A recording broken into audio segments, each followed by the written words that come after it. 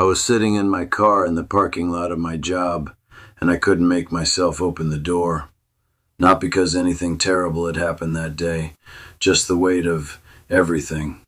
That was 3 years ago. And the thing that pulled me out wasn't a therapist or a promotion. It was a dead Roman emperor.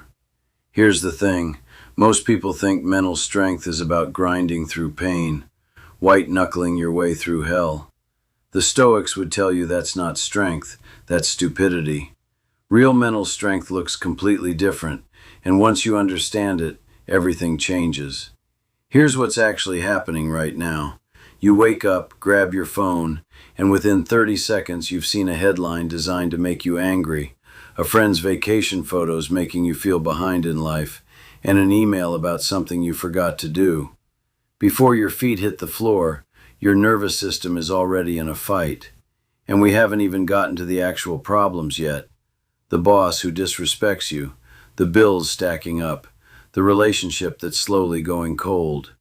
The Stoics, Marcus Aurelius, Epictetus, Seneca, they weren't dealing with notifications and group chats. But what they understood about the human mind, it hasn't changed in 2,000 years. The technology changed. The wiring didn't. And I know what this feels like. I've been the guy who let one passive-aggressive email wreck his entire afternoon. I've been the guy lying awake at 3 a.m. replaying a conversation from 6 years ago. So this isn't theory. This is what actually worked. There are 3 specific Stoic habits that, once I actually started practicing them, not just reading about them, practicing them, made me basically unrecognizable to people who knew the old me. Let's start with the one that's the hardest to hear. Epictetus opens his entire philosophy with one line. Some things are up to us, and some things are not up to us. Sounds simple, it's not. Let me give you a real example. You send an important email at work.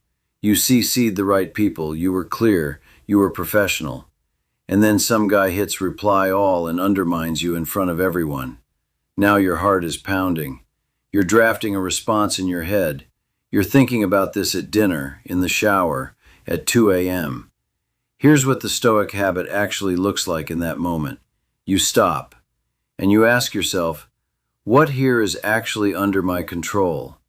Your response to the email, that's yours. Whether that guy respects you, that's not yours. His opinion of you, not yours. How you carry yourself in the next meeting, yours. The habit isn't just knowing the difference. The habit is catching yourself in the moment, when your body is already flooded with adrenaline, and choosing to only spend energy on what's actually in your lane. That's the reps. That's the gym. And here's the wild part. The more you do this, the more people actually do respect you, because nothing unnerves people more than someone who refuses to be rattled. Seneca had this practice. Once a month, he'd live like a poor man for a few days, eat plain food, sleep on the floor, wear rough clothes. His friends thought he was insane, but Seneca wasn't punishing himself. He was training.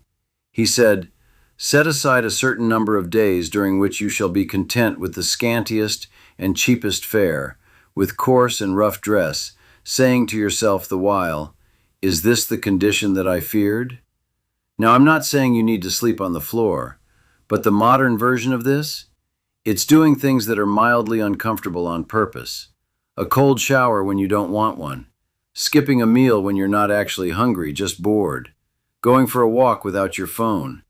Training yourself to be okay with discomfort in small doses. Why does this matter?